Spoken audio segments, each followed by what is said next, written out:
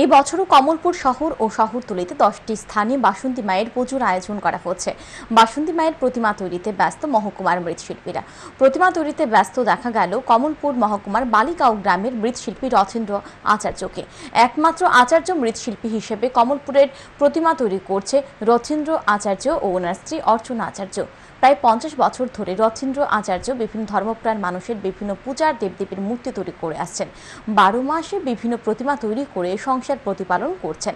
মৃৎশিল্পীদের মতে প্রতিমা তৈরি করতে বিভিন্ন সামগ্রীর দাম বেড়েছে, কিন্তু তেমন মূল্য পাওয়া যায় না।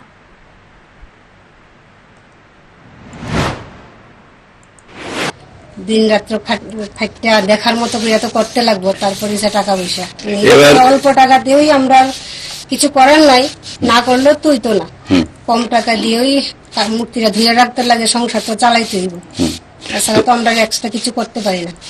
তো এই যে আপনার এবার বাসন্তী মায়ের পূজাতে কয়টা প্রতিমা আপনি অর্ডার পেয়েছেন? চারটা। চারটা। হ্যাঁ।